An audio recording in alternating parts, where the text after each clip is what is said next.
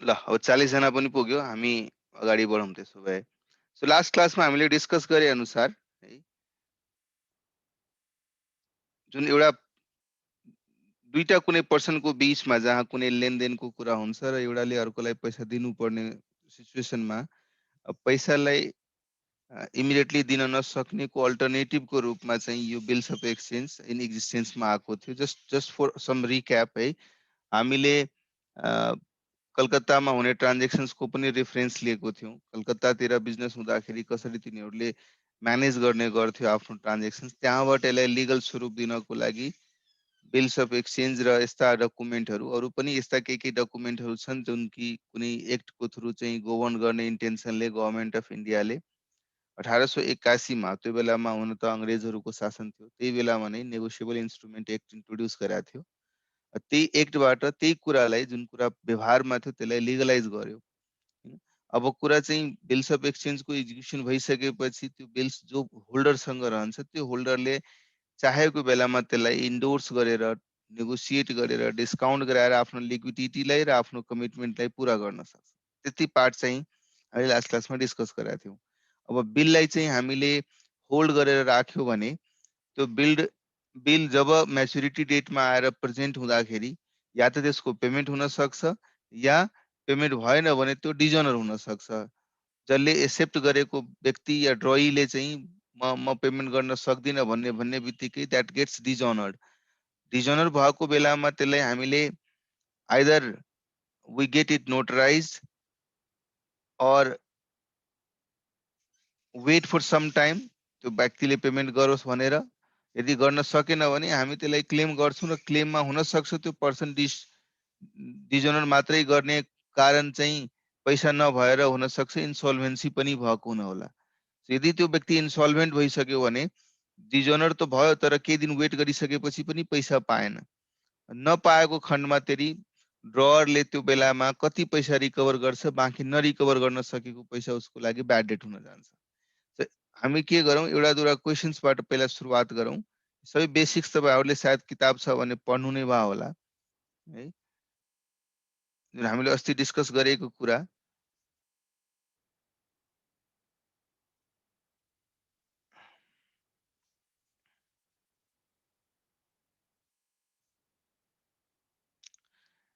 ल यो इलस्ट्रेसन नम्बर 1 हेर्नुहोस् है।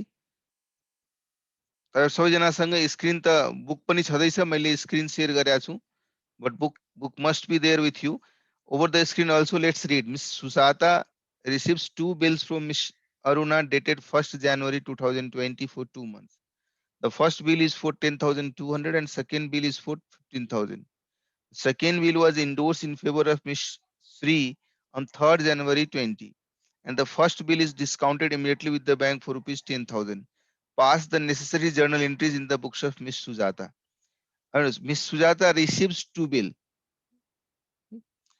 त्यो बिल कोबाट पायो, अरुणाबाट पायो, र त्यो पाएको बिल मध्ये दुवै बिलको दुई तरिकाको ट्रिटमेन्ट भइरहेछ। एउटा बिल उसले होल्ड गरिरहेछ टिल म्याच्युरिटी भने, अर्को सरी एउटा बिल चाहिँ उसले ब्याङ्कमा गएर डिस्काउन्ट गराइरहेछ भने, अर्को बिल उसले थर्ड पार्टीलाई चाहिँ इन्डोर्स गरिदिइरहेछ। यो दुवै ट्रान्जेक्सनको केसमा हामीले एन्ट्री गर्नुहोस्। रिसिभ गरेको ट्रान्जेक्सन जुन 1 जनवरीमा भयो, त्यसपछि जुन एउटा बिल छ त्यसले त्यो उसले चाहिँ इन्डोर्स गराइरहेछ 3rd जनवरीमा, र पहिलो बिल चाहिँ इमिडिएटली ब्याङ्कसँग डिस्काउन्ट गराइरहेछ। यो क्रोनोलोजिकल अर्डरमा, डेटको अर्डरमा एन्ट्री गर्नु पर्यो भने हामी कसरी यसलाई काउन्टिङ एन्ट्री गर्छौँ। तपाईँहरूले सबै आफ्नो नोट खोल्नु भएको छ?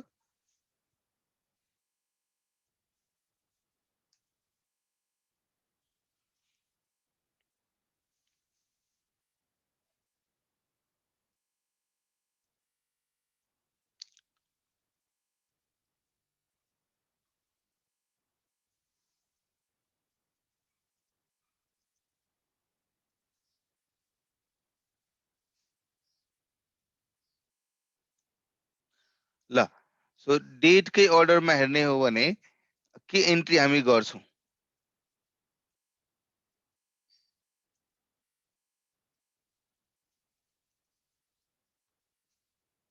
अब अफकोर्स त्यो पैसा चाहिँ किन बिल किन एक्जिक्युट भएको छ त्यसको ब्याकग्राउन्डमा केही न केही पक्का केही न केही ट्रान्जेक्सन भयो होला, सेल पर्चेसको ट्रान्जेक्सन भयो होला या पैसा लेनदेनको ट्रान्जेक्सन भयो होला। त्यसले गर्दा त्यो एमाउन्टलाई एउटा बिल्स अफ एक्सचेन्जको थ्रु रिप्लेस गरिएको छ। क्वेसन सोद्धाखेरि जे ट्रान्जेक्सन्स हामीलाई रिफ्लेक्ट गरेको हुन्छ त्यति पोर्सनलाई मात्रै समातेर हामीले त्यसको एकाउन्टिङ एन्ट्री फर्म गर्नुपर्छ। अब यो क्वेसनमा 1 जनवरीमा उसले दुईटा बिल पाएको छ। यही थियो नि, 1 जनवरी 2020 मा उसले दुईटा बिल पाएको छ। सो 1 जन 2020 मा जुन दुईटा बिल पायो त्यो दुवै बिलको लागि या त हामी बिल वाइज एकाउन्टिङ एन्ट्री गरौँ, first bill separate accounting entry, second bill separate accounting entry, ताकि हामीलाई थाहा होस् कि पहिलो बिलको ट्रिटमेन्ट टिल रियलाइजेसन टिल सेटलमेन्टसम्म कुन बिलको के भइरहेछ भन्ने कुरा हामी भन्न सकौँ, या हामीले एउटै कमन एकाउन्टमा बिल्स रिसिभल एकाउन्टमै हामीले त्यसको एकाउन्टिङ एन्ट्री गर्न सक्छौँ। एउटै एकाउन्टमा चाहिँ मल्टिपल बिल्स होस्, जतिसुकै बिल किन नहोस्, त्यो गर्यो भने कहीँ न कहीँ सेपरेटली हामीलाई हरेक बिलसँग के भइरहेछ भन्ने कुरा रिफ्लेक्ट गर्नुपर्ने हुन्छ। त्यसको लागि हामी एउटा सेपरेट रजिस्टर बनाउँछौँ। त्यो रजिस्टरमा लेख्छौँ कि यो दिनमा यो व्यक्तिले दिएको यो बिल हो, त्यसको म्याच्युरिटी डेट यो छ, यसलाई हामीले यो काम गरेका छौँ, यसलाई डिस्काउन्ट गराएको छौँ, इन्डोर्स गरेका छौँ, आफै होल्ड गरेका छौँ भन्ने कुरा सेपरेट रजिस्टरमा लेख्छौँ। What I am saying, suppose मैले बिल्स रिसिभलको कुरा गरेँ, हामीसँग दुईटा अप्सन हुन सक्छ। बिल्स रिसिभल पहिलो बिल एकाउन्ट भनेर यसरी तपाईँले त्यसलाई डेबिट गर्नुहुन्छ हैन। फेरि अर्को बिल पनि पाउनु भएको छ भने बिल्स रिसिभल दोस्रो बिल भनेर, र कहीँ न कहीँ मल्टिपल एकाउन्ट खोल्नु पर्ने बाध्यता फेरि आउँछ हामीलाई है। तर त्यो मल्टिपल एकाउन्ट खोल्ने कि नखोल्ने भन्ने कुरा हाम्रो एक्जामिनेसन पोइन्ट अफ भ्यूले, अहिले प्र्याक्टिस पोइन्ट अफ भ्यूले त कहीँ न कहीँ कुनै क्वेसन गर्न जानुभयो भने बढीमा भन्ने भन्दा 4 वटा 5 वटा बिलसम्मको क्वेसन सोध्देला, त्यहाँसम्म सम्भव छ। तर प्र्याक्टिकली हेर्ने हो भने त बिजनेसमा धेरैवटा बिल आउन सक्छ। सबै बिलको लागि मैले सेपरेट सेपरेट लेजर एकाउन्ट खोल्न गयो भने गाह्रो हुन सक्छ। सो हामी प्र्याक्टिकल लाइफमा एउटै एकाउन्ट खोल्छौँ। We give name bills receivables account है। तर कुन बिल हो भन्ने कुरा थाहा पाउनको लागि हामीले सेपरेट एउटा रजिस्टर बनायौँ। रजिस्टरमा लेख्यौँ यो दिन यो ड्रईले यति एमाउन्टको यो ड्यु डेट भएको बिल मलाई दिएको छ भनेर एउटा सेपरेट रजिस्टर नर्मल, यसको कुनै फर्मेटहरूको पछाडि लाग्नुपर्ने छैन। कुन दिनमा बिल पाउनुभयो, कुन ड्रईले बिल पेमेन्ट दिएको छ, कति एमाउन्टको दिएको छ, त्यसको म्याच्युरिटी र ड्यु डेट कति छ हैन, र त्यसको फर्दर एक्सन के लिनुभयो, त्यति 4-5 कलमको एउटा रजिस्टर बनाए हुन्छ, ताकि यस बिल्स रिसिभलमा भएको एमाउन्ट को अगेन्स्ट कतिवटा बिल छ भन्ने कुरा हामीलाई रेफर गर्नु पर्यो भने इमिडिएटली गर्न सकौँ। र अहिले चाहिँ सजिलो बनाउनको लागि तपाईँहरूको प्र्याक्टिसको लागि एउटा दुईटा तीनवटा बिलसम्मको क्वेसन भएको खण्डमा तपाईँले यसरी 1 2 भनेर छुट्याएर राख्न सक्नुहुन्छ, ताकि 1 लाई तपाईँले के ट्रिट गर्नुभयो, 2 लाई के ट्रिट गर्नुभयो इजिली भन्न सक्नुहुन्छ है। सो यही केसमा उसले दुईटा बिल पाएको छ है। In the books of miss Sujata, यो जुन हामीले गरिरहेछौँ, in the books of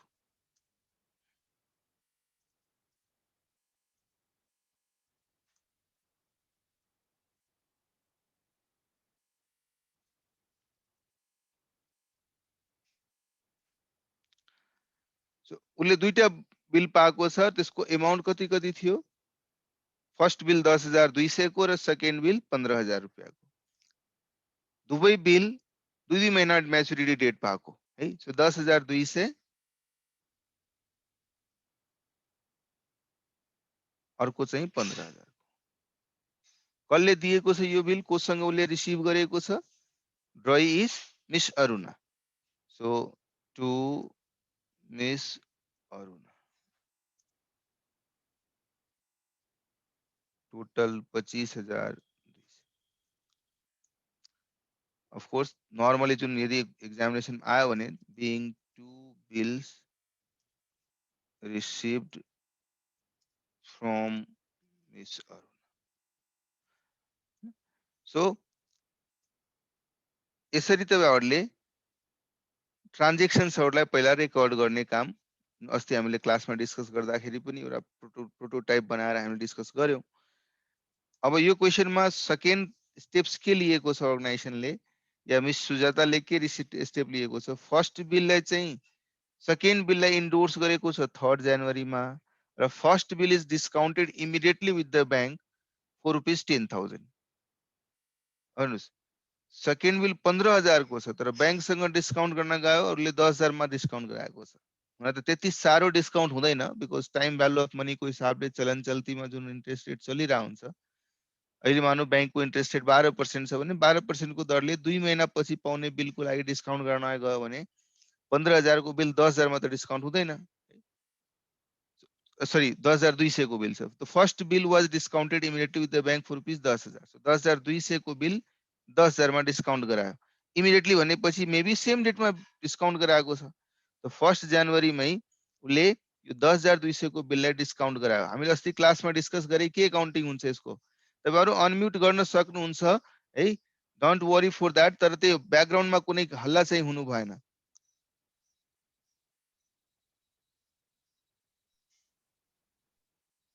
Aditya भन त, आदित्य तपाई अनम्युट गर्नुस् त। आदित्य गुप्ता,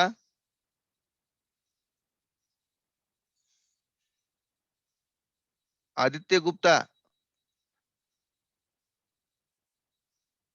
मैले सुनिन तपाईको आवाज।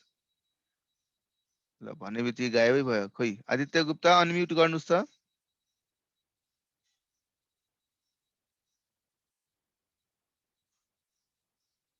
ल आस्था, आस्था can you please unmute yourself? Yes, sir.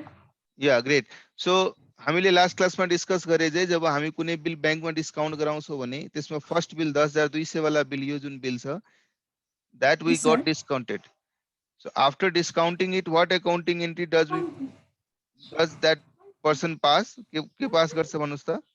Bank account debit 10,000, discount account debit 200, to bills receivable account 10,200. Great. So 10,000. Sir मेरो नेट प्रब्लम आयो के sir, sorry. Okay, no issue. Sir. है ओके, नो वर्ल्डिङ त हैन नि? वर्डलिङ भयो नि, वर्डलिङ भयो नि, म के गर्छु भन्नुस् त। मैले आएर जडान गर्दिने, फेरि ठिक गर्दिने। सजिलो किन भयो, मैले माथि बिल्स रिसिभेबलमा 1 र 2 इन्डिकेट गरेको थिएँ। पहिलो बिल हामीले डिस्काउन्ट गरायो भन्ने कुरा हामीले यहाँ इजिली भन्न सक्यौं र हामीलाई रेफरेन्सिङ गर्न पनि सजिलो भयो। यही नभएको भए कमन एउटा एकाउन्टबाट पनि गर्न सकिन्थ्यो। जुन तपाईले स्टडी मेटेरियलको आन्सर हेर्नुहुन्छ भने उले बिल्स रिसिभेबल्स एकाउन्ट भनेर भनेको छ है। एउटै एकाउन्टबाट उनीले एकाउन्टिङ गर्दियो भने पनि, र एज आई सेड त्यसको लागि आइडेन्टिफिकेसन पोइन्ट अफ भ्यूले we may maintain separate registers for it है। सो यही एकाउन्टिङ एन्ट्री जुन 1 जनवरीमा बिल रिसिभ गर्ने बेलामा जुन एकाउन्टिङ एन्ट्री भएको छ त्यसमा बिल्स रिसिभेबल्स एकाउन्ट सिधै मैले 25,200 को एउटा एकाउन्टिङ एन्ट्री गरेको हुन्थ्यो। त्यसमध्येबाट 10,200 बराबरको बिल जुन थियो त्यसलाई हामीले डिस्काउन्ट गरायौं। क्लियर छ है? Excuse me sir. हजुर सर बुकमा 4 जनवरी 2020 दिएको छ डेट। अब क्वेशनको हिसाबले हेर्नुहुन्छ भने क्वेशनमा के भनेको छ? इमिडिएटली। इमिडिएटली। इमिडिएटली भनेपछि के भन्ने, के मान्ने है? सो त्यो पर्सपेक्टिभले टाइपो एररहरु पनि हुन सक्छ। हेड क्वेशन पढ्नु न। First bill and second bill लेखेको छ। सेकेन्ड बिल इन्डोर्स गर्यो, त्यो 3rd जनवरीमा गर्यो। And the first bill is discounted immediately with the bank. So कहिलेकाहीँ त्यो डेटको अर्डरको कारणले गर्दाखेरि कन्फ्युजन भएको हुन सक्छ। लिभ इट है, त्यसमा त्यतिमा नजानुस्। अर्को जुन सेकेन्ड बिल छ यो 15,000 वाला बिल उले इन्डोर्स गरेको छ अरु कुनै थर्ड पर्सनलाई। थर्ड पर्सनलाई इन्डोर्स गरेको व्यक्तिको नाम पनि दिएको थियो, मिस्टर श्रीलाई इन्डोर्स गरेको छ भने हामीले कुन एकाउन्टिङ एन्ट्री पास गर्ने? Miss Shri account debit to bills receivable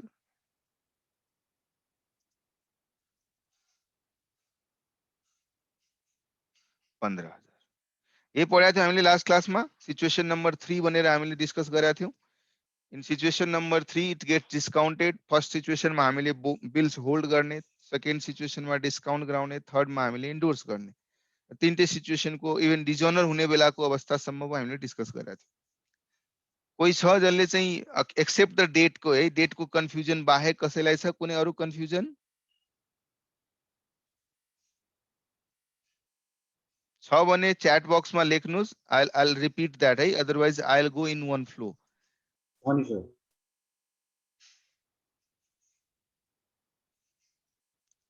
Clear छ? ल, good. So let's have a look on this another illustration है. Illustration number 2 मा जाउँ.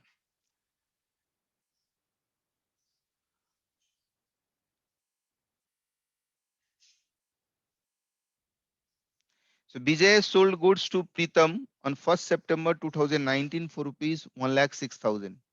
And Pritam immediately accepted a 3 months bill. On the due date, Pritam requests that the bill be renewed for a fresh period of 2 months.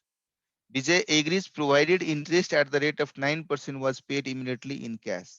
To this, Pritam was agreeable. The second bill was made on due date, gives journal entries in the books of Vijay and Pritam. अब के भइरहेछ हामीले मानौ यस्तै व्यवहारकै कुरा हो. Normally कसैसँग पैसा लिनु बाँकी छ भने ड्यू डेटमा गएर पैसा दिन सकेन भने एउटा कर्टसीको लागि पनि उसले रिक्वेस्ट गर्न सक्छ कि यसो गर्नुस्, बरु मलाई चाहिँ के अझै टाइम दिनुस्, त्यो बीचको तपाई मसँग ब्याज लिनु होला.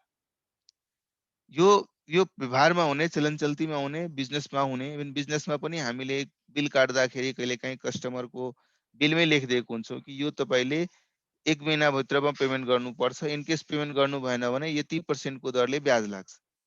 जुन बिजनेस फ्यामिली र जसको फ्यामिलीमा बिजनेसहरु भइरहेछ त्यसले चाहिँ रिलेट गर्न सक्नुहुन्छ. बिलमै यस्तो कमर्शियल ट्रान्ज्याक्सन्स, कमर्शियल टर्महरु लेखेकै हुन्छ. सिमिलरली यदि मैले कुनै पार्टीलाई बिल ड्र गरे, बिल एक्सेप्ट पनि गर्यो, ड्यू डेटमा आरुले पेमेन्ट गर्न सकेन भने के उपाय त? या त मैले वेट गरिराख्नु पर्यो या हामीले अन्डरस्ट्यान्डिङ डेभलप गर्नु पर्यो. ठीक छ, कति दिनपछि पेमेन्ट गर्छौ, त्यति दिनको मलाई ब्याज दिहाल. सबैको पैसाको आफ्नो आफ्नो टाइमको भ्यालु छ. त्यो हिसाबले यो क्वेशनले पनि के भनिरहेछ, बिललाई रिन्यू गरिदिनुस्. पुरानो बिल त अब म दिन सकिन ड्यू डेटमा, त्यो बिललाई चाहिँ रिन्यू गरेर अर्को 2 महिना पछिको बिल एउटा बनाइदिनुस् र त्यो बिलको लाई क्यान्सल गरिदिनुस्. रह्यो कुरा 2 महिना फर्दर एक्सटेन्सन भइरहेछ, त्यो एक्सटेन्सनको लागि म तपाईलाई त्यो बापत जति पनि ब्याज पर्छ त्यो ब्याज म तपाईलाई दिन्छु. अब interest at the rate of 9% was paid immediately in cash. So यो क्वेशनमा एउटा बिल त हामीले एक्जिक्युट गर्यौं, त्यो बिलको लागि वेट गर्यौं ड्यू डेटसम्म. ड्यू डेटमा त्यो बिल क्यान्सल गरेर अर्को नयाँ बिल ड्र गर्नु पर्यो. तर त्यो नयाँ बिल ड्र गर्दाखेरि जति पिरियडको एक्सटेन्सन भइरहेछ त्यो एक्सटेन्सन बराबरको पिरियडको लागि पार्टीले हामीलाई ब्याज दिनको लागि पनि स्वीकारेको छ र ब्याज दिएको पनि छ. अनि यसरी सेकेन्ड बिल चाहिँ ड्यू डेट पछि ड्यू डेटमा आएर त्यो सेकेन्ड बिलको पेमेन्ट पनि भएको भन्ने कुरा गरेछ. स्टार्टिङ फ्रम 1st सेप्टेम्बर, पहिलो सेप्टेम्बरमा उले सामान सेल गर्यो in the books of Pritam है. कसले सामान सेल गरेको छ? विजयले. हामीले बुक्स कसको बुक्समा जर्नल एन्ट्री गराउनु परिरहेछ? यसले दुबैको बुक्समा बनाउनु भनिरहेछ. सो भने सेलरको बुक्समा पनि र बायरको बुक्समा पनि कम्बाइन्ड दुबैको बुक्समा एन्ट्री गर्नु पर्यो. जसरी हामीले लास्ट क्लासमा बायर, सेलर, ड्रअर, ड्रई दुबैको बुक्समा एकाउन्टिङ एन्ट्री हेर्दै गएको थियौं, त्यही यहाँ पनि गरौँ. सो म के गर्छु, दुईटा टेबल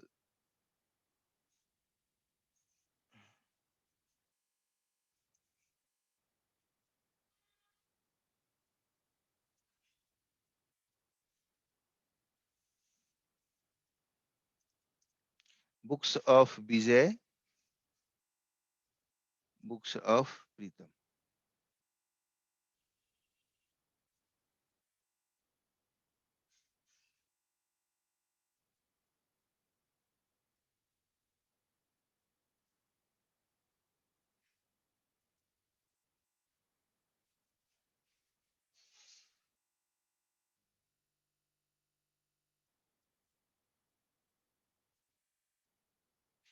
ल, सो पहिला ट्रान्जेक्सन क्वेशनले भनेकै कुरा गर्नुहुन्छ. पहिलो ट्रान्जेक्सन 1st सेप्टेम्बर 19 मा.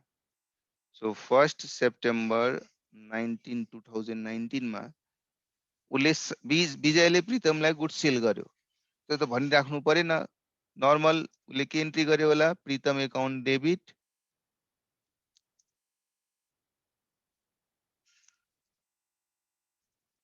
1,06,000 को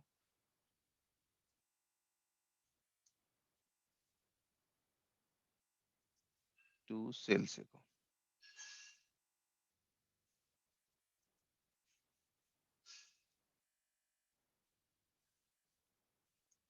प्रीतम को लागि पर्चेज थियो, so purchase account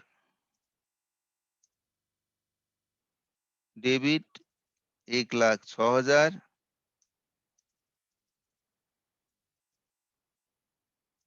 two Vijay account.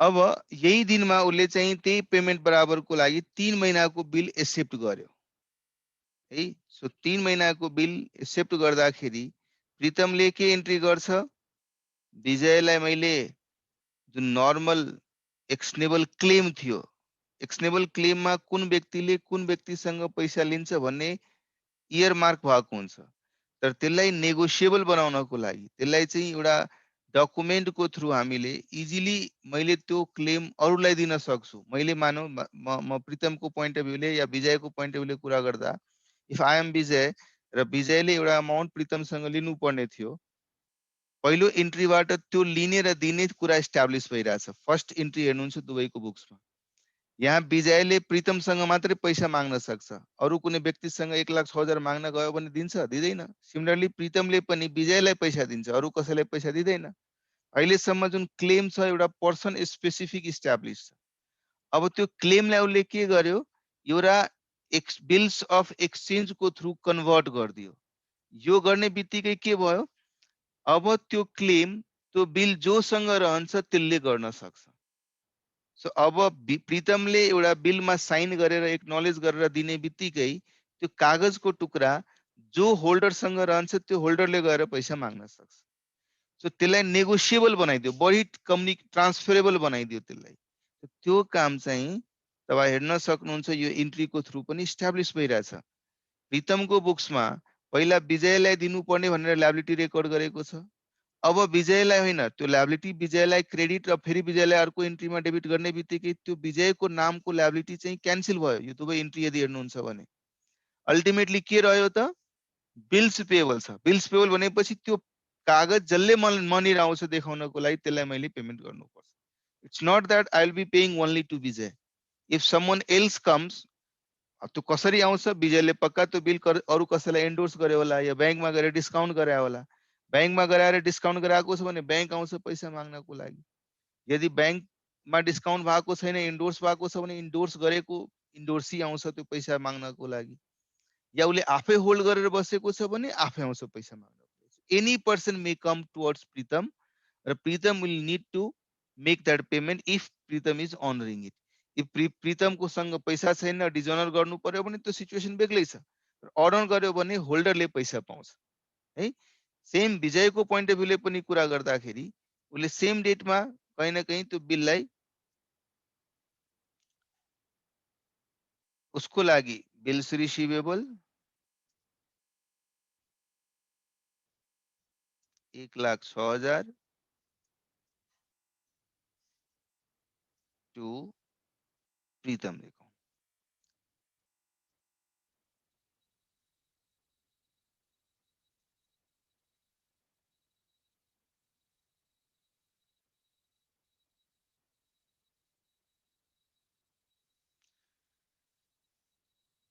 कसैलाई केही डाउट छ भने मलाई प्लिज रोक्नु है, यहाँसम्म त छैन। अब क्वेसनमा के लेखेको थियो, on due date Pritam requested that bills be renewed for a fresh period of 2 months। सायद मैले लास्ट क्लासमा तपाईहरुसँग एउटा कुरा डिस्कस गरेको थिएन, दैट वाज ड्यू डेट कसरी क्याल्कुलेट गर्ने, गरेको थिए कि थिएन? No sir. Okay, so due date को लागि नेगोसिएबल इन्स्ट्रुमेन्ट एकले एकदम राम्ररी क्लियर गरे ताकि कन्फ्युजन नहोस् कसैको लागि। त्यो कन्फ्युजनै नहुने गरी त्यसले चाहिँ सेक्सन 23, 24, 25 तीनवटा सेक्सनमा कसरी ड्यू डेट क्याल्कुलेट गर्ने भन्ने कुरा स्पेसिफाई गरेको छ है। सो त्यसलाई समराइज गर्नको लागि म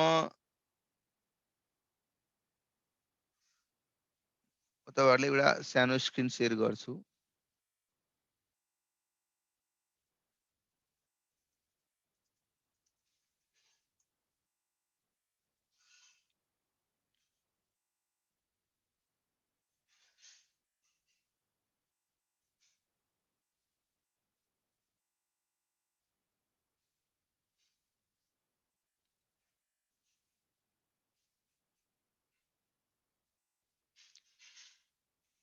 ल पढिरहनु भएको छ तपाईहरुले मर्केन्टाइल ल है। हुन त मर्केन्टाइल लमा छैन, तर होपफुली तपाईहरु जब इन्टर सीए इन्टरमा जानुहुन्छ त्यस बेलामा यो पढ्नु होला है। यसमा हेर्नुस् है, अलिकता यो ब्याकग्राउन्ड जान्नु जरुरी छ। त्यसपछि मैले एउटा जुन सानो स्क्रिन शेयर गर्छु त्यसबाट इजिली हामी बुझ्न सक्छौं कसरी ड्यू डेट निकाल्ने। The due date of a bills of exchange is the date when the amount of bill is payable by drawee to drawer. यसमा त कुनै अप्ठ्यारो छैन, ड्यू डेट त्यसैलाई भन्छौं जुन दिनमा हामीले पहिला नै एग्री गरेका छौं। 2 महिनापछि पेमेन्ट गर्छु भनेको 2 महिनापछिको डेटलाई हामी ड्यू डेट भन्छौं। तर नेगोसिएबल इन्स्ट्रुमेन्ट एक्टले त्यसलाई कन्फ्युजन नहोस्, हुन सक्छ त्यो बिल त्यो ड्यू डेट पर्ने डेटमा सरकारी बिदा होला, हुन सक्छ त्यो ड्यू डेट पर्ने दिनहरुमा इमर्जेन्सी कुनै आइदियो अनि सरकारले इमर्जेन्सी डिक्लेयर गरिदियो, सबै बैंकहरु सबै अफिसहरु बन्द गर्न लगाइदियो। के सिचुएसन हुन सक्छ। सो व्यवहारमा त्यसलाई कसरी क्वान्टिफाई गर्ने भनेर सेक्सन 22 अफ नेगोसिएबल इन्स्ट्रुमेन्ट एक्टले के भन्यो, bills of exchange matures on the date when it's fall due. यहाँसम्म पनि क्लियर भएन। अफ कोर्स त्यसको म्याच्युरिटी डेट भनेको जहाँ जुन दिन उसले बिल फल गर्छ त्यो दिनलाई हामीले म्याच्युरिटी डेट भन्छौं। तर सँगसँगै त्यही सेक्सन 22 ले के भन्दियो कि हामी नॉर्मल कोर्स अफ एक्सनमा यदि bill of exchange or promissory note other than those payable on demand or at sight or on presentation, यो कुरा एकदम राम्ररी ध्यान दिनुस्। यो कुरामा हामीले कन्फ्युजन हुनु भएन। यो यसले के भनिरहेछ, यदि हामीले बिल लेख्यौं र बिलको फर्मेटमा यो लेखेका थियौं कि I acknowledge to pay this much rupees to mister A on demand, कुनै डेट क्वान्टिफाई गरेका थिएन, कुनै पिरियड क्वान्टिफाई गरेका थिएन। हामीले भन्यो कि तपाई जब बिल लिएर आउनुहुन्छ त्यो बेलामा म पे गरिदिन्छु, या हामीले लेखेको छ कि जब तपाई बिल प्रेजेन्ट गर्नुहुन्छ म पे गरिदिन्छु। कहिलेकाहीँ यस्तो पनि हुन सक्छ र एक्सपेक्ट गरिरहेको हुन्छ मैले आज बिल पठाएँ, उसले पैसा माग्न आयो भने पनि, अन डिमान्ड माग्न आयो भने पनि 2 दिन 3 दिन 4 दिन 5 दिनमा आउँछ। त्यो भएर हामीले के गर्छौं, डेट या पिरियड क्वान्टिफाई गर्दैनौं त्यस बिलमा। हामीले क्लियरली भन्दियो कि whenever you come and present your bill, show me that bill, I'll make the payment. त्यसरी लेखेको छ भने त्यसको लागि यो प्याराग्राफ एप्लिकेबल छैन। So every bills of exchange falls due on the third day after on which it is expressed to be payable. ध्यान दिनुस् है, यो लाइन मैले बिलमा लेखेको छु कि मानौ म 1 जनवरीमा बिल ड्र गरे र मैले लेखेको छु 2 महिनापछि पेमेन्ट गर्छु। 2 महिनापछिको डेट कुन डेटमा आयो, 1 जनवरी देखि काउन्ट गर्नुस्।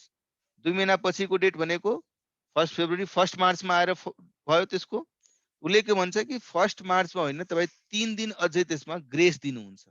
यो मैले होइन, यो हुन त किताबहरुमा त्यतिकै लेख्या हुन्छ, तर मैले भन्न खोजेको होइन।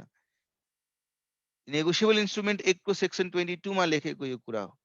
यदि पेबल अन डिमान्ड छ, पेबल अन साइट छ, पेबल अन प्रेजेन्टेसन छ भने there is no need to add that 3 days। तर यो बाहेकको छ भने त्यो केसमा हामीले 3 दिन ग्रेस थपिदिनु पर्छ भनेर क्वेशनले भनिरहेको छ। सो हामी पहिला काउन्ट गर्ने, 1 जनवरीको बिल 2 महिनापछिको छ भने त्यो 1 मार्चमा गएर ड्यू भयो, तर त्यसको एक्ज्याक्ट म्याच्युरिटी कसरी निकाल्ने, 3 दिन थपेर निकाल्ने। क्लियर छ सबैलाई है। सो 3 दिनको ग्रेस थपिन्छ भन्ने कुरा हामी माइन्डमा मेकअप गरौँ। यदि बिल कुनै पिरियड पछि ड्यू छ, कुनै नम्बर अफ डेज पछि ड्यू छ भने पहिला त्यो डेट क्याल्कुलेट गर्ने which becomes the due date plus त्यसमा 3 दिनको ग्रेस थप दिने, then it becomes maturity date र सेटलमेन्ट भनेको म्याच्युरिटी डेटमा हुने गर्छ।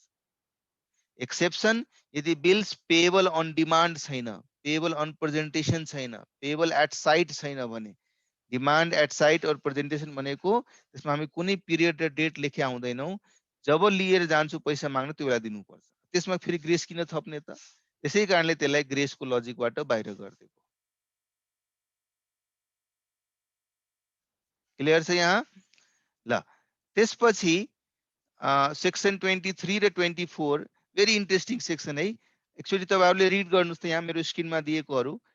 सेक्सन 23 ले भनिरहेछ यदि बिलमा यति महिना पछि दिन्छु भनेर लेखेको छ भने calculating maturity of bill or note payable so many months after date. जैसे लेखे हुन्छ नि कि I acknowledge to pay after 3 months, after 2 months, after 1 month, after 5 months. यसरी यदि month को रूपमा यदि तपाईले लेख्नु भएको छ भने त्यो केसमा ड्यू डेट कसरी क्याल्कुलेट गर्ने है? के भनिरहेछ सेक्सन 23 ले? पढ्नुस् पहिला दुईटा पोइन्ट पढ्नुस् तपाईहरु। I'll take a pause. You just read these two statements.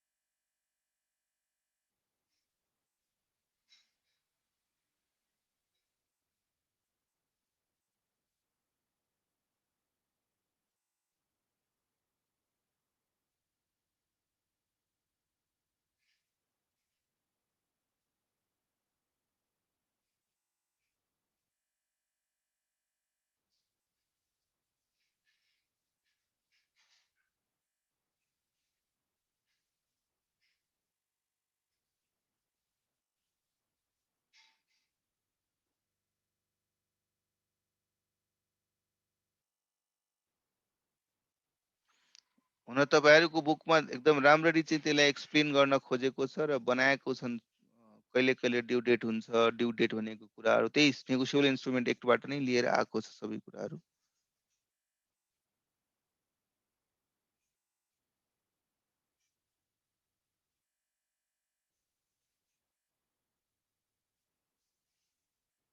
र एभरेज ड्यू डेट भन्ने च्याप्टर पनि तपाईहरुको बुकमा छ कि? एभरेज ड्यू डेट छ तपाईहरुको बुकमा? छ। हो, त्यसमा पनि हामी यो कन्सेप्टलाई फर्दर युज गर्छौं। यो कन्सेप्टलाई। अहिले चाहिँ पढ्नुस् है। यसमा लेखेको छ in calculating the date on which at which the bills of exchange or promissory note made payable at stated number of months after date is at maturity. The period stated shall be held to terminate on the date of the month which correspond with the day on which the instrument is dated. यसको मतलब यदि 1 जनवरी 2021 मा मैले bill draw गरे र मैले लेखेको छु 3 महिना पछि दिन्छु भने म दिन काउन्ट गर्न जान्न। 3 महिना भनेको 90 दिन, म 1 2 3 गरेर 90 दिन काउन्ट गर्दिन। यसले भनिरहेछ तपाई सिर्फ मन्थलाई बढाइदिनुस् र डेट त्यही राख्नु जुन तपाईको बिलको डेट थियो। यसको मतलब 1 जनवरी छ भने फर्स्ट नै हुन्छ त्यो महिनामा गएर। मात्रै मन्थ मात्रै रोल ओभर गर्दिने। जनवरी को बिल छ 3 महिना बढाउनु छ भने जनवरी पछि फेब्रुअरी, मार्च, अप्रिल र बिलमा 1 फर्स्ट डेट थियो भने यसको पनि फर्स्ट डेट हुन्छ। अगेन आई रिपिट, मानौ 15 जनवरी 2021 को कुनै बिल थियो भने र 2 महिना पछि दिने कुरा छ भने जनवरीलाई तपाई मात्रै मन्थको हिसाबले काउन्ट गर्न सुरु गर्नु। जनवरी पछि फेब्रुअरी, फेब्रुअरी पछि मार्च र 15 को ठाउँमा करस्पोन्डिङ 15 नै राख्नुस्। यसको मतलब यसको बिलको ड्यू डेट भनेको 15 मार्च। क्लियर छ है? बाँकी 3 दिनको ग्रेस थप्नु पर्ने कुरा छ त्यो त माथि नै लेखिदियो। सेक्सन 22 ले नै तपाईले 3 दिनको ग्रेस पाउनुहुन्छ यदि bills payable on demand at sight or presentation छैन भने। त्यो बाहेकको केसमा तपाईले 3 दिनको ड्यू त त्यतिकै पाउनुहुन्छ। त्यो हिसाबले हामीले 3 दिनको ग्रेस थपेर त्यस दिनमा गएर पैसा क्लेम गर्छौं। सो म्याच्युरिटी डेटको लागि 3 दिन थप्ने, पहिला ड्यू डेट क्याल्कुलेट गर्ने। ड्यू डेट क्याल्कुलेट गर्न सेक्सन 23 ले के भन्यो? यदि मन्थको रूपमा एक्सप्रेस छ भने तपाई मन्थ मात्रै बढाउनुस् र डे भनेको त्यही हुन्छ जुन तपाईको बिलको डेट थियो। सो मानौ 15 जुन 2020 को कुनै बिल छ र 2 महिना पछि दिने कुरा भइराछ। सो 15 जुन को बिललाई 2 महिना पछि कुन डेटमा आएर फल गरिन्छ?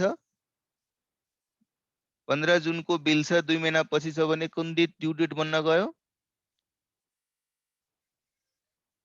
अगस्त कुन डेट? 15 15 अगस्त बन्न गयो है। अब हामी पछिको दिनमा अब आउने बेलामा के अझै डिस्कस गर्छौं। यदि त्यो ड्यू डेट प्लस 3 दिन जोडिसकेपछि आउने म्याच्युरिटी डेट, त्यो डेट यदि कुनै पब्लिक होलिडेमा फल गर्यो भने के गर्ने त? 15 अगस्त मानौ मैले 15 जुन भनेको थिएँ, मानौ 12 जुनको बिल थियो र 2 महिना पछि दिने थियो भने 12 अगस्तमा गएर फल गर्यो, ड्यू डेट इज 12 अगस्त, त्यसमा 3 दिनको ग्रेस थपौँ, 15 अगस्त हुन आयो। यसको मतलब त्यो बिलको एक्ज्याक्ट म्याच्युरिटी भनेको 15 अगस्त छ। हामी सबैलाई थाहा छ 15 अगस्त इन्डियामा बिदा हुन्छ कि हुँदैन? थाहा छ नि 15 अगस्त इन्डियामा के छ। सो केही डेटहरू, इन्डियन डेट्सहरू तपाईहरुले ध्यान राख्नुपर्ने हुन्छ एक्जामिनेसनको पोइन्ट अफ भ्यूले। 15 अगस्त, 2 अक्टोबर, 26 जनवरी यस्ता डेटहरू, 14 जनवरी लोहडीको बिदै हुन्छ, सरकारी बिदा नै हुन्छन् in fact all over India. 2 October. हजुर आदित्य के भन्नुभयो? हैन सर, भयो सर। 15 अगस्त इन्डिपेन्डेन्स डे, 26 जनवरी उहाँको Republic Day, 2 October Gandhi Jayanti, 14 जनवरीमा लोहडीको बिदा हुन्छ। यस्तै तिनीहरूको सर्टेन डेट्सहरू, पब्लिक होलिडेका डेट्सहरू प्री डिफाइन्ड छन्। प्राय एक्जामिनरले 15 अगस्तमा पढ्ने गरी, 2 अक्टोबरमा पढ्ने गरी, 26 जनवरीमा पढ्ने गरी यसरी डेट्सहरू चाहिँ राखे हुन्छ। अब कसैले 14 फेब्रुअरी पढ्दियो भने के गर्ने? 14 फेब्रुअरी पनि छुट्टी हुन्छ? कन्फ्युज नहुनु होला फेरि। आफ्नो पर्सनल होलिडेलाई चाहिँ सरकारी बिदा नबनाइदिनु होला। सो त्यो हिसाबले हामीले त्यो केही की डेट्सहरू मात्रै इन्डियाको कन्टेक्स्टमा याद गर्नुपर्छ। प्राय क्वेसनहरू यदि झुक्याउन पनि खोज्यो भने त्यही 15 अगस्त, 26 जनवरी, 2 अक्टोबर जस्ता डेटहरूले नै राखेका हुन्छ। सो एकचोटि लमा भनौँ न सर, नोट गरिहालौँ। अब इन्डियाको डेट हामीलाई कहाँबाट थाहा हुन्छ? गुगल गर्नुस्, general public holiday in India भनेर सर्च गर्नुहुन्छ भने 15 अगस्त इन्डिपेन्डेन्स डे, 26 जनवरी रिपब्लिक डे, 2 अक्टोबर गान्धी जयन्ती है, यो तीनवटा डेटकै म्याक्सिमम क्वेसन्स फल गराउन खोज्यो भने यो 3 डेटलाई समातेर गर्छ। अरू डेट्स कहिलेकाहीँ बढी डिटेलमा जानु छ भने गुगल गर्ने, गुगलबाट थाहा पाइहाल्छौँ हामी। मैले एक्जामिनेसन पोइन्ट अफ भ्यूले प्राय जसो यो 3वटा डेटमा ट्र्याप गर्ने गरी गर्छन्। जनवरीमा लोहरीको बिदा हुन्छ 14 जनवरी। फेब्रुअरीमा एज सच कुनै बिदा त्यहाँ हुँदैन, अब अरू कुनै कारणवश डिक्लेयर भयो भने बिदा हुने हो। मार्चको पनि त्यस्तो कुनै कन्टेक्स्ट छैन त्यहाँ। अप्रिलमा पनि छैन। अब ब्याङ्क क्लोजिङ भइदियो, इमर्जेन्सी डिक्लेयर भयो, आफ्नो ठाउँमा छ। जुन, जुलाई, अगस्तमा छ, फिक्स डेट छ त्यो 15 को। यसरी सर्टेन डेट्सहरू हुन्छ। अब स्टेट गभर्नमेन्टको कुरा गर्ने हो भने कुनै कुनै स्टेट स्पेसिफिक पनि छुट्टीहरू हुन्छ। त्यो स्टेट स्पेसिफिक छुट्टी भयो भने ब्याङ्क बन्द हुन्छ। सो नर्मली ब्याङ्कको कुन दिन बिदा हुन्छ त्यसलाई समातेर यो क्यालकुलेसन गरिन्छ है। अब पहिला चाहिँ हरेक सटरडे अफिस ब्याङ्क खुल्थ्यो। जब हामीहरू पढ्थ्यौँ त्यो बेलामा सटरडे पनि ब्याङ्क खुल्ने गर्थ्यो, सन्डे मात्रै अफ हुन्थ्यो। पछि आएर सेकेन्ड सटरडे र फोर्थ सटरडे ब्याङ्कलाई छुट्टी दिन थाल्यो। सो यसको मतलब यदि मेरो बिलको due date, maturity date second या फोर्थ सटरडेको फल गर्यो भने त्यो दिन पनि मेरो लागि होलिडे हो। सन्डे फल गर्यो भने बाई डिफल्ट होलिडे हो, हैन? सो त्यो हिसाबले हामीले सोच्नुपर्छ। पहिलादेखि डिक्लेयर गरेका होलिडे भनेको every Sunday is a holiday, second र फोर्थ सटरडे इज होलिडे, र त्यसपछि केही ग्याजेटेड नोटिफाइड डेट्सहरू छन् त्यहाँ होलिडे छन्। ब्याङ्क त्यो दिन बन्द रहन्छ। ब्याङ्क बन्द भयो भने पेमेन्ट हुँदैन, कारोबार हुँदैन। त्यस कारणले गर्दा त्यसलाई हामीले एड्रेस गर्नको लागि यो कुराहरू गरिरहेछौँ यहाँ।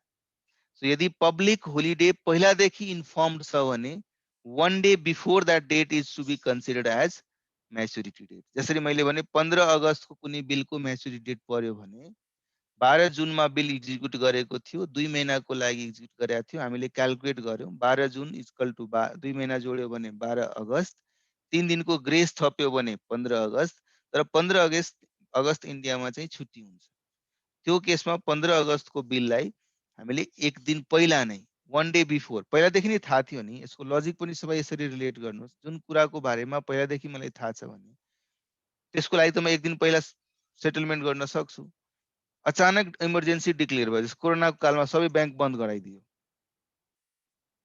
त्यो त थाहा थिएन। अचानक आयो कि भोलि ब्याङ्क बन्द छ भने, म त भोलि पेमेन्ट गर्छु भनेर बसेको थिएँ, तर ब्याङ्क इन्फर्मेसन आयो कि भोलि ब्याङ्क बन्द छ। त्यो केसमा त लजिकली एक दिन पछिको डेट राख्ने। सो यदि 15 अगस्त जो कि पहिलादेखि थाहा थियो, त्यो केसमा हामी 1 डे बिफोर पेमेन्ट गर्छौँ, द्याट इज 14 अगस्त। तर इमर्जेन्सीली डिक्लेयर्ड कुनै होलिडे छ भने त्यो केसमा 1 डे आफ्टरले हामीले म्याच्युरिटी डेट मान्छौँ। त्यो कुरा पनि सेक्सनमा कम्पनीज एक्ट यो इनेगोसिएबल इन्स्ट्रुमेन्टमै लेखेको छ है। सो पहिला हामी सेक्सन 22 को कुरा गरौँ। यदि मंथ 23 मा जहाँ मंथ को रूपमा लेखेको छ भने त्यसको लागि हाम्रो क्याल्कुलेसन यसरी हुन आउँछ। एक्जाम्पल पनि हेर्नुहोस् है। Negotiable instrument dated 29 January 1878 is payable at 1 month after the date. त्यो केसमा 29 जनवरी को 1 महिना पछि जोड्नुस् त कति हुन्छ? 29 जनवरी को यदि 1 महिना जोड्नुहुन्छ भने ल सेक्सन 23 ले के भन्यो कि तपाई मन्थ मात्रै बढाउनुस्, डेट त्यही राख्नुस्। अब इयर के छ? 1878। त्यो इयरमा हामीले हेर्नु पर्यो, म ठ्याक्कै 1 महिना बढायो भने 29 जनवरी को बिल अर्को चोटी 29 फेब्रुअरी। अब हुन सक्छ 29 फेब्रुअरी त्यो मन्थमा एक्जिस्टै गरिरहेको छैन, लिप इयर छ भने एक्जिस्ट गरिरह होला। यदि लिप इयर छैन भने त्यो डेट एक्जिस्ट नगरेको पनि हुन सक्छ हैन। मानौ यो 2001 थियो र हामीले पढे अनुसार जुन जुन इयरमा 4 ले डिभाइड गर्छु all of them are leap year, right? तर मानौ त्यो year is not a leap year.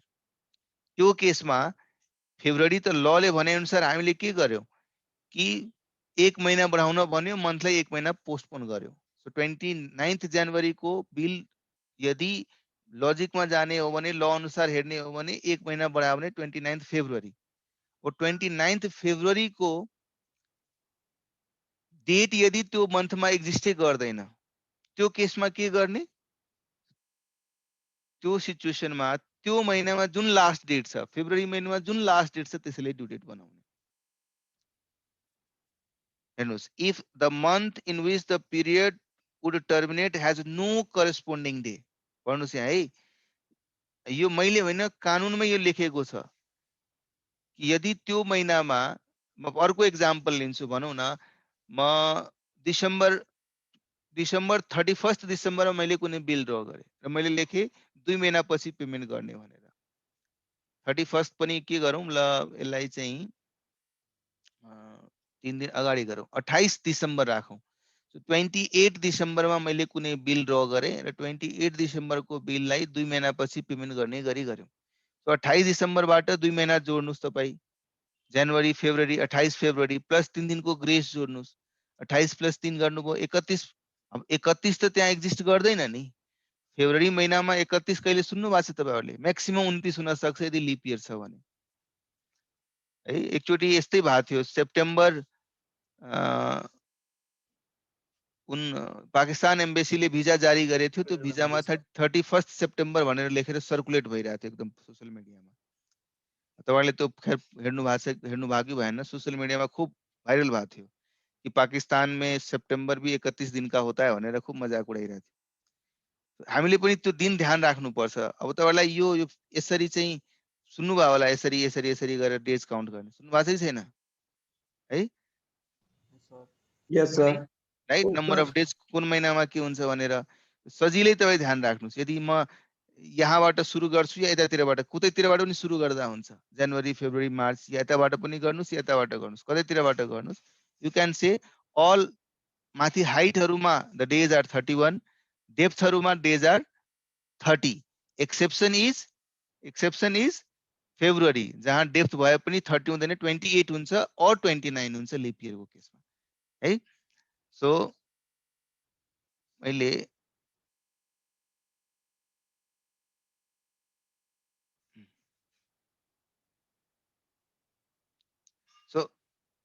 तपाईलाई थाहा होला यसरी नर्मल हामीले सानो हुँदाखेरि यो काम टिचरले पनि एक्सप्लेन गर्थ्यो यसरी डेज काउन्ट गर्नु भनेर। सो सो जनवरीमा नर्मली 31 है भनिराख्नु पर्दैन मैले हुन त 30 सबै लुपमा हेर्ने भने 30 यदि यो जनवरी छ भने यो डेप्थ फेब्रुअरी यो मार्च यो अप्रिल मे जुन यसरी डेज हामी एटलिस्ट ध्यान राख्नुपर्छ। सो अहिले मैले भनेको सिचुएसनमा के थियो यदि 28 डिसेम्बरमा मैले बिल ड्र गरेको थिएँ 2 महिनाको ड्यू डेट पछि हामीलाई पेमेन्ट गर्ने कुरा थियो। सो 28 डिसेम्बरमा 2 महिना जोड्नुस् इट कम्स 28 फेब्रुअरी प्लस 3 दिनको ग्रेस जोड्नुस् 31 हुनुपर्ने 31 त फेब्रुअरीमा हुँदैन म्याक्सिमम 28 हुन्छ या 29 हुन्छ। त्यो केसमा जुन लास्ट डेट छ लेखेको छ नि last day of that month याद रहन्छ नि र त्यसलाई चाहिँ याद मात्रै होइन कहीं न कहीं तपाईँ त्यसलाई रिलेट गर्नको लागि नेगोसिएबल इन्स्ट्रुमेन्टमा लेखेको कुरा भनेर पनि बुझ्नु पर्ने हुन्छ। क्लियर छ?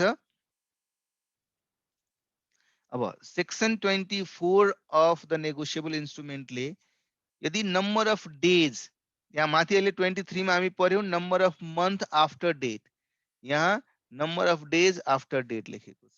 यो केसमा कसरी गर्ने त भनेर लले के भन्यो केही दिमाग लगाउनु छैन तपाई जुन दिनमा बिल ड्र गर्नुभयो त्यो दिन छोडेर त्यसपछि तपाई दिन थप्न सुरु गर्नुहोस्। जसरी मानौ 15 जनवरीमा बिल ड्र गरे भने 30 डेज को लागि म 15 जनवरीलाई काउन्ट गर्दिन 16 जनवरीदेखि काउन्टिङ सुरु गर्छु र 30 जहाँ फल गर्छ त्यो date is my due date. So 15 जनवरीमा 30 दिन जोड्नुहुन्छ भने 16 जनवरीदेखि काउन्ट गर्नु 16 17 18 19 त यसको मतलब जनवरीमा 16 डेज कन्ज्युम हुन्छ तपाईको 30 मध्ये बाँकी बच्यो 14 यसको मतलब त्यो 14 फेब्रुअरीमा गएर फल गर्यो। 15 जनवरीको बिल 30 दिन जोड्नु भयो भने 14 फेब्रुअरीमा आएर इन्ड हुन्छ। अब 3 दिनको ग्रेस थप्नु छ भने 17 February is the due date है। एक्जाम्पल यहाँ हेर्नुहोस् 20 अक्टोबर 1878 मा कुनै बिल यदि ड्र भएको थियो र 60 डेज आफ्टर डेट छ भने त्यसको म्याच्युरिटी कहिले हुन्छ हेर्नुहोस् 20 अक्टोबर 60 दिन जोड्नु छ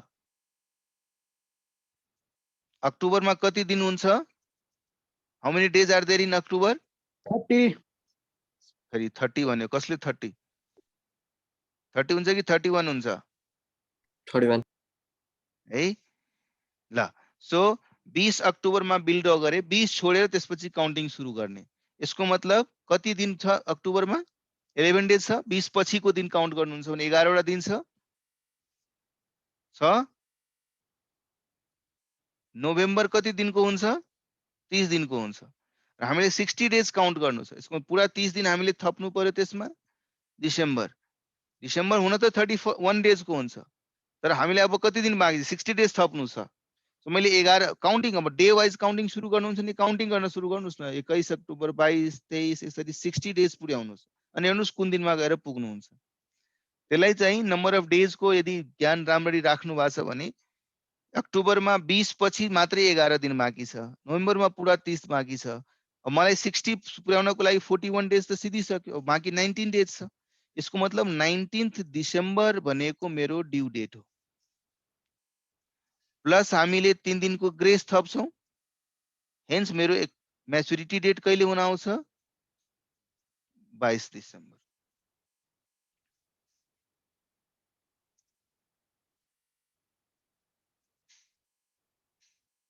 क्लियर छ? त्यही यहाँ भनेको छ त्यो केसमा the instrument is maturing on the third date after 19 December 19 December was due date plus 3 दिनको grace that is 22 December. Clear छ हामी?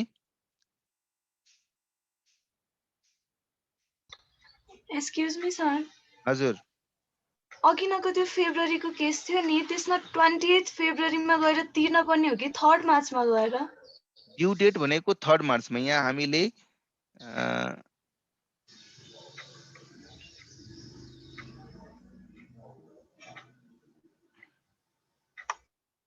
म्याच्युरिटी डेट निकाल्ने र त्यो म्याच्युरिटी डेट यदि फल त्यो महिनामा फल गर्दैन भने त्यस केसमा हामीले अब यही क्वेशनको ल यसको यस आन्सरलाई ठीक गरौँ 29 जनवरी को बिल थियो 1 महिना पछि दिने भनिरहेछ त्यो केसमा 29 जनवरी को थप्नुस् तपाईले 3 दिन थप्नुस् के हुन आउँछ date third date after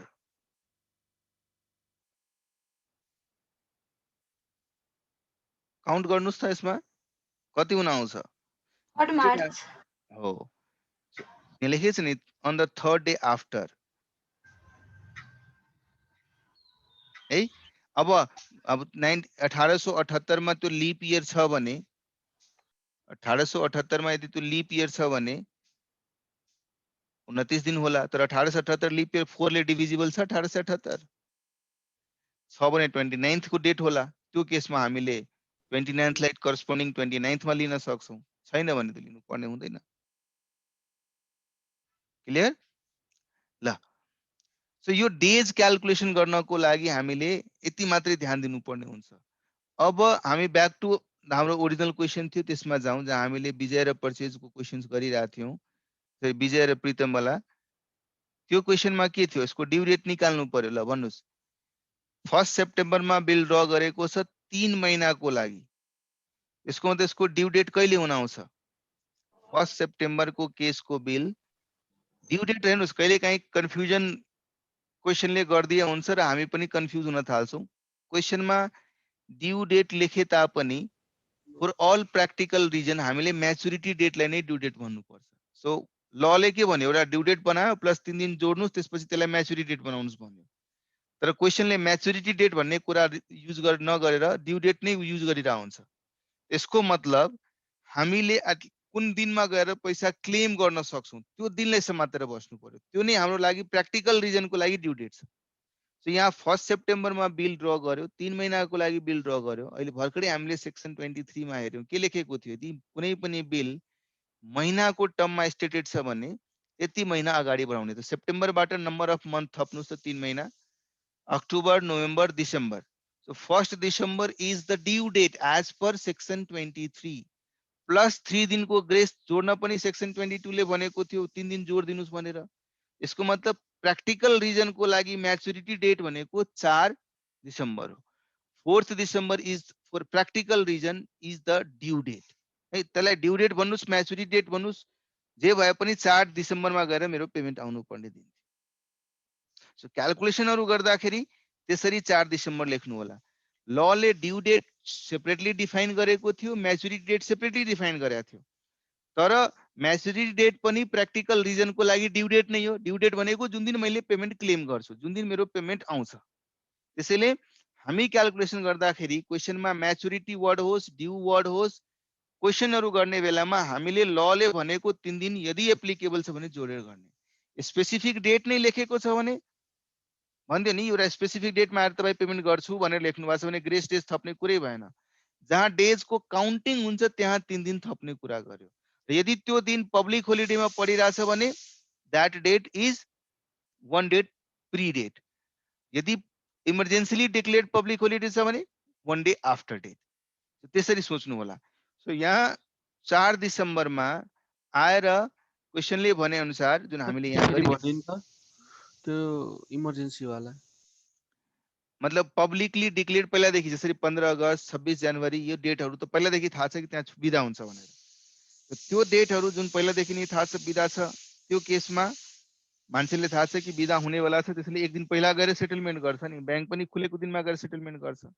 so 1 day before को कुरा गरेछ लले तर इमर्जेन्सीली डिक्लेयर्ड पब्लिक होलिडे भनेपछि पहिलादेखि थाहा थिएन त्यो होलिडे छ तर कुनै कारणवश सरकारले त्यहाँ छुट्टी बिदा डिक्लेयर गरिदियो त्यो केसमा एक दिन पछिको date after that actual due date जुन ड्यू डेट फल गरेको थियो मेरो मानौ 15 जनवरी को डेट ड्यू डेट फल गरेको थियो र 15 जनवरी सबै बैंक बन्द छ स्ट्राइक भयो बैंकको या कुनै कारणवश सरकारले एनाउन्समेन्ट गरिदियो कि 15 जनवरी कर्फ्यू लगाइदियो जनता कर्फ्यू आएको थियो नि कुनै समयमा तपाईलाई याद छ कि छैन जनता कर्फ्यू भनेर मोदीले एनाउन्स गरिदियो त्यो दिन सबै बन्द अब के गर्ने त्यो दिन मेरो कुनै बिलको ड्यू बनिरहेको थियो भने त्यो दिन त म पेमेन्ट गर्न सक्दिनँ त्यो केसमा भन्यो त्यो दिन पछिको एक दिन नेक्स्ट डे लाई would be considered as the maturity date लमा पनि यो कुरा लेखेको छ म एकैछिन तपाईलाई एक्ज्याक्ट लमा लेखेको पनि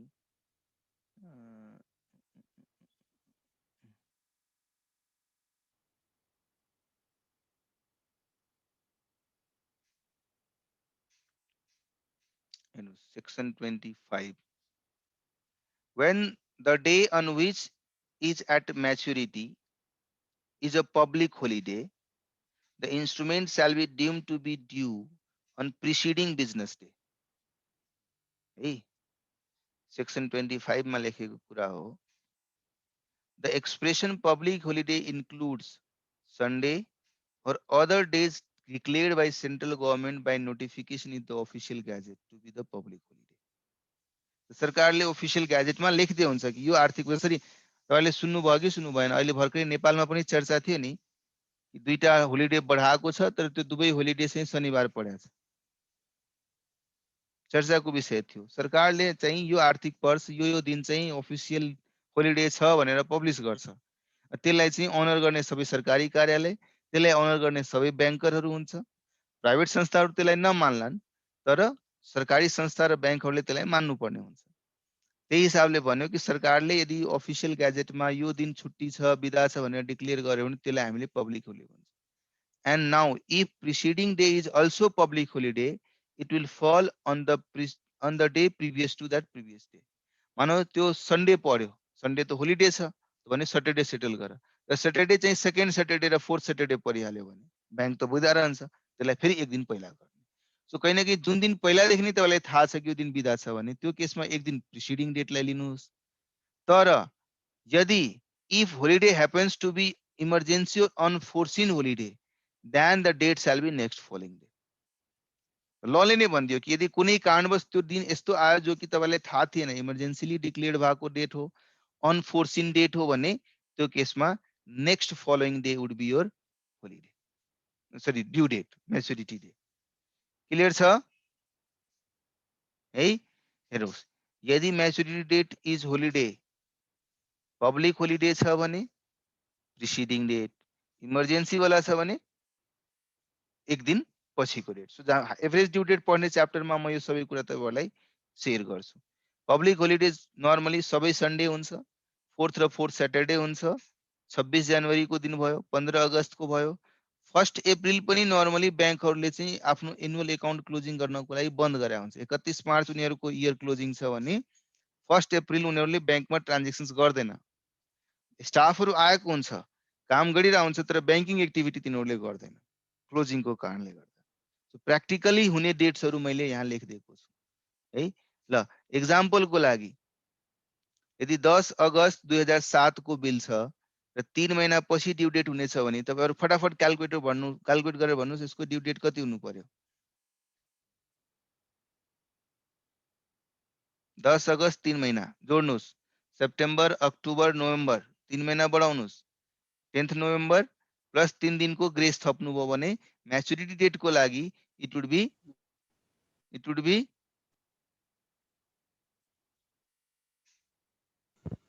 November 30. yes, due date plus 3 दिनको ग्रेस थपेपछि विल गेट एक्ज्याक्टली. अब हेर्नुस् है, बिलमा लेखेको हुना र बिल्स अफ एक्सचेन्ज को कुरा. मानौ बिल मैले ड्र गरेको छु, 31 जनवरीमा बिल ड्र गरेको छु र 1 महिना पछि म पेमेन्ट गर्छु भनेर भनेको छु भने त्यो सिचुएसन र बिल इस्यु गरेको सिचुएसन हामीले अहिले जति पनि यो कुराहरू पर्यौं त्यो भनिरहेछ बिल्स अफ एक्सचेन्ज र प्रोमिसरी नोट को लागि, जसलाई गभर्न गर्ने कानुन छ, नेगोसिएबल इन्स्ट्रुमेन्ट एक्ट छ. त्यसैले त्यसमा नम्बर अफ डेज को क्याल्कुलेसन कसरी गर्ने, मन्थ पछि भएको केसमा कसरी गर्ने, ग्रेस स्टेप थप्ने कुरा भन्यो. तर मानौ बिल्स एक्सचेन्ज भएको छैन, हामीले मात्रै कसैलाई सेल गर्यो र इन्भोइस काटेको छु भनेछु 1 महिना पछि पेमेन्ट गर्नु है, 30 दिन पछि पेमेन्ट गर्नु है भनेर मैले बिलमा लेखेको छु भने त्यो केसमा पनि के 3 दिनको ग्रेस थप्ने त? थप्ने कुरा त यो ग्रेसको कुरा त सेक्सन 22 ले नभएर भनेको हुनाले नै हामी ग्रेस थपिरहेछौँ. र यो के को लागि एप्लिकेबल छ? नेगोसिएबल इन्स्ट्रुमेन्ट एक्ट को लागि हो, बिल्स अफ एक्सचेन्ज को लागि या प्रोमिसरी नोट को लागि हो. तर नर्मल बिल्स अफ नर्मल जुन इन्भोइसेस हामीले इस्यु गर्छौँ त्यसको लागि त होइन नि. यसैले हेर्नुस्, क्याल्कुलेसन अफ ड्यू डेट को लागि के यो बिल्स अफ एक्सचेन्ज छ, के यो प्रोमिसरी नोट छ भने ग्रेस डेट पाउनुहुन्छ, छैन भने ग्रेस डेट पाउनुहुन्न, छ भने ग्रेस डेट पाउनुहुन्छ. So grace date is not allowed है यदि त्यो बिल्स अफ एक्सचेन्ज छैन भने. यो म तपाईलाई पछि शेयर गरौँला जब हामी एभरेज ड्यू डेट क्याल्कुलेसन गर्छौँ. यति कुरा एटलिस्ट हामीले आज कभर गर्यौं grace period is not allowed यदि if it is not instrument of bills of exchange or promissory note. But if it is instrument of promissory note and all, then yes, grace date would be added. त्यो add गर्नको लागि section 22 ले भने चाहिँ हामीले गर्नुपर्ने हुन्छ. झुक्याउनको लागि कहिलेकाहीँ बिल्स अफ एक्सचेन्ज को कुरा नगरेर इनभोइस को कुरा गर्देला. यो दिनमा मैले इनभोइस इस्यु गरे भनेर यदि कुरा गरिदियो भने त्यो केसमा हामीले त्यसको ड्यू डेट कसरी क्याल्कुलेट गर्ने, यदि बिल छ भने कसरी गर्ने, इनभोइस छ भने कसरी गर्ने. इनभोइस को केसमा नो ग्रेस डेजहरुको लफरा पर्दैन. बिल छ भने लले भने अनुसार 3 दिनको फाइदा पाउँछ उनीहरुले है. ल बडी डिटेलमा हामी जाउँला जब त्यो एभरेज ड्यू डेट च्याप्टर पढौँला. अहिलेको लागि यो क्वेशन तपाई हेरिरहनु भएको थियो. विजयले गुड्स सेल गरेको छ 1 सेप्टेम्बरमा 1,06,000 मा.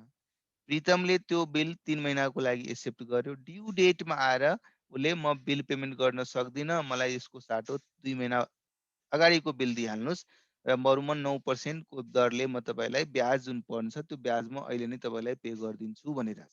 ओके, त्यो केसमा 4 डिसेम्बरमा 1 सेप्टेम्बरको बिल थियो, 4 डिसेम्बरमा आएर म्याच्युर्ड भइरा थियो. त्यो दिनमा त्यो मान्छे आएर भनिरहेछ 4 डिसेम्बर 2019 मा कि म पेमेन्ट गर्न सक्दिन, म यो बिललाई जुन मैले एक्सेप्ट गरेको थिए त्यो बिललाई क्यान्सल गरिदिनु. प्रितमले आएर भनिरहेछ विजयलाई.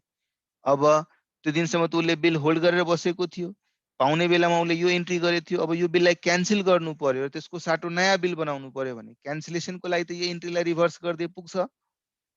कुनै पनि एन्ट्रीलाई क्यान्सल गर्नु भनेको यसलाई रिभर्स गरिदिनु.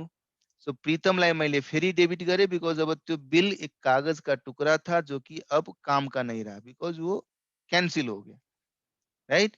So Pritam account debit to bills receivable account.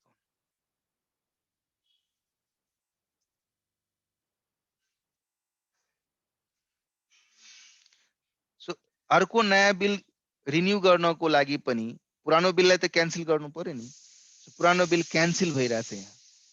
विजय प्रीतमले पनि आफ्नो बुक्समा कसरी एकाउन्टिङ गर्छ, यसलाई क्यान्सल गर्नु पर्यो. त क्यान्सल गर्दाखेरि पनि उसको बिल्स पेएबल भन्ने जुन अहिलेको जुन बिल छ 1,06,000 वाला बिल छ यो त क्यान्सल भयो.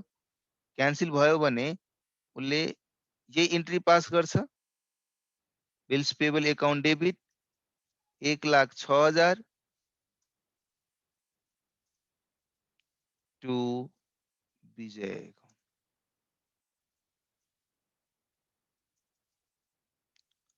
अब त्यो 1,06,000 2 महिना पछि म तिर्छु भनेर नयाँ बिल बनाउन भनिरहेछ. तर कन्डिसन के हाल्दियो विजयले, ठीक छ म 2 महिना पछिको नयाँ बिल ड्र गरिदिन्छु, तिमी साइन गर, म एउटा नयाँ बिलबाट यसलाई फेरि कन्भर्ट गरिदिन्छु.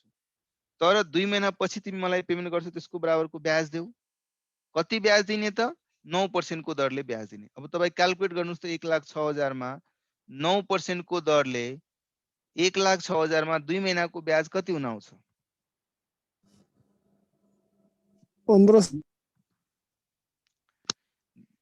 2 महिनाको ब्याज 9% को दरले कति हुन आउँछ? 1590. सबैजनाको त्यही आइरहेछ 1590. 1590.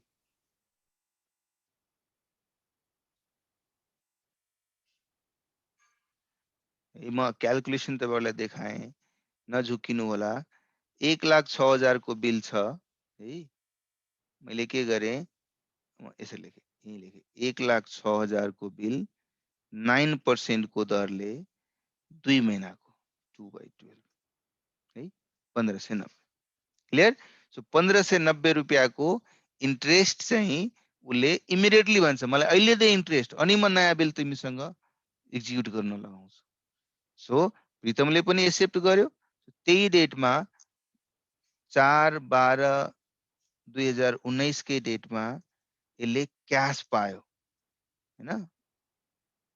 र उसको लागि त्यो इन्ट्रेस्ट 1590 रुपैयाँको इन्ट्रेस्ट इन्कम छ हो कि हैन. विजयको लागि त 1590 रुपैयाँ इन्कम भयो. प्रितमको लागि त्यो 1590 रुपैयाँ एक्सपेन्स भयो. सो इन्कम तपाईहरुले सुन्नु भएको छ. तर स्क्रिन शेयर भएको छैन. ए sorry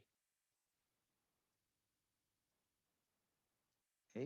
so cash account debit 1590 to interest account 1590। ल प्रितमको पोइन्ट अफ भ्यूले सोच्नुस् त, प्रितमले त्यो 1590 तिर्नु परिरहेछ, उसको लागि त इन्ट्रेस्ट एक्सपेन्स छ।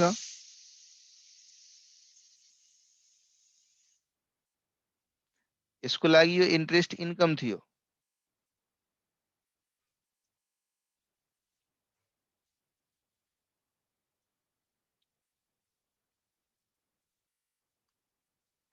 यसको लागि यो 1590 रुपैयाँ खर्च छ।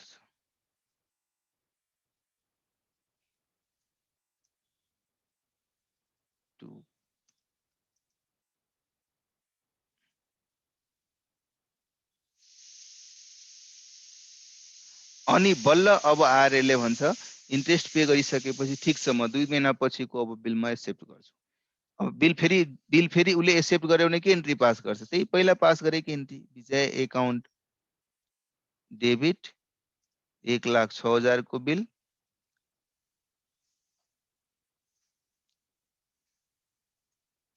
To bills payable.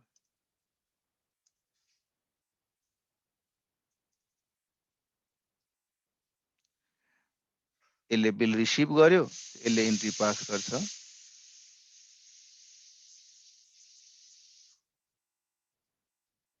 Bills receivable account debit 1,06,000 to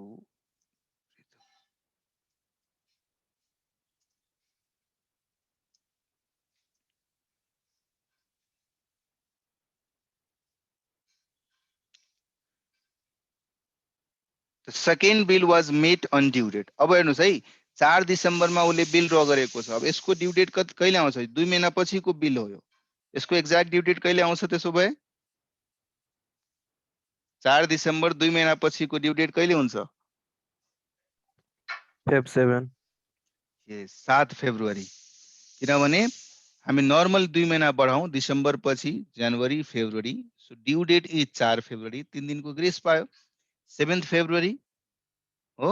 7 February को डेटमा उसले त्यो जुन पुरानो अहिले नयाँ बिल जुन अर्को बनाएको थियो त्यो बिललाई म्याच्युर गर्छ। त्यो एन्ट्री गर्नु पर्यो भने हरूमा नोटिङ चार्जहरू लाग्दैन? अरे यसमा कहाँ डिजोनर भयो त नोटिङ चार्जेस लाग्छ नि। पहिले आएर आपसी सहमतिले सेटलमेन्ट भएको छ, उसले आपसी सहमतिले भएन, माग्न गए, डिजोन गर्यो, डिजोन गरेपछि त्यसलाई मैले गएर वकिलसँग ठप्प लाउन लायो, त्यो बेलामा खर्च हुन्छ। यहाँ त त्यो छैन है। तो 7 मा गएर यसको सेटलमेन्ट भयो। सो क्याश या bank account debit 1,06,000 sir year 2019 नै लेख्नु भयो, सरी चेन्ज हुन्छ नि। बिल्कुल हुन्छ, सही पकडे हैं। भाबीजी भन्ने सिरियल हेर्छौ तिमीहरूले? यस सर। सही पकडे हैं भन्छ नि, तिमीले पनि त्यसरी भन्दैन नि, सही पकडे हैं भन्छ सर। हो र, अब त्यो मलाई त्यसरी नै बोल्न आउँदैन के भन्ने। ल यसले पनि बिल्स पेएबललाई डेबिट गरेर सर त्यहाँ बिल रिसिभेबल हुन्छ सर। ये भी सही पकड़े हैं।